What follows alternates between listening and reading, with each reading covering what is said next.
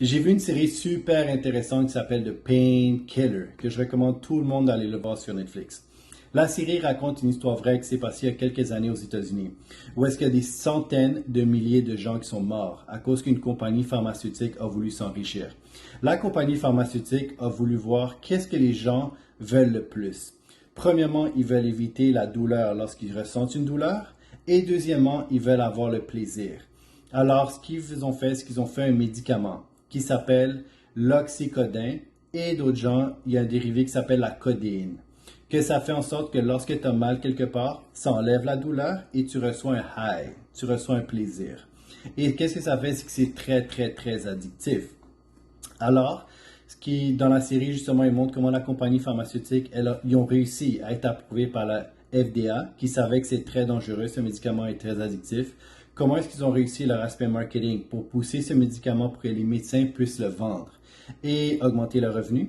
Et aussi, comment est-ce qu'ils ont réussi à se déresponsabiliser de tout ce qui se passait lorsque les gens commençaient à mourir?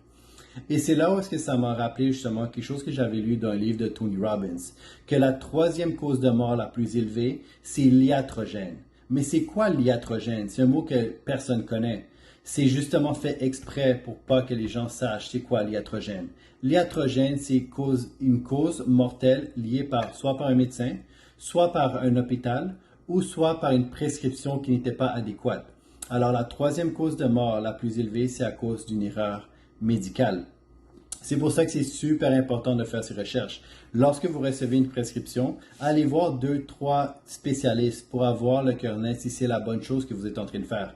Parce que j'ai entendu beaucoup d'histoires d'horreur dernièrement de gens qui ont été diagnostiqués pour quelque chose qu'ils n'avaient pas, ou qu'ils ont reçu un médicament qu'ils n'en avaient pas besoin, ou qui faisaient des choses qui n'étaient pas adéquates à leur situation. Alors, allez, je vous recommande fortement de voir cette série-là et également faites vos propres recherches parce que ça peut changer justement votre vie et la vie de tous les gens qui vous entourent. Parce que dans la série, justement, quelque chose qui m'a marqué, c'est que la personne mentionnait justement celle qui faisait l'enquête, elle a dit, lorsqu'il y a un problème dans la famille, non seulement ça affecte la victime, mais ça affecte toute la vie des gens autour de cette victime-là. Alors faites vos recherches, je vous recommande fortement. Et sur ce, je vous souhaite une excellente journée. Et le nom de la série s'appelle The Painkiller. Et ce médicament-là a été interdit au Canada, mais il continue à être vendu aux États-Unis encore sur prescription. Sur ce, je vous souhaite une excellente journée.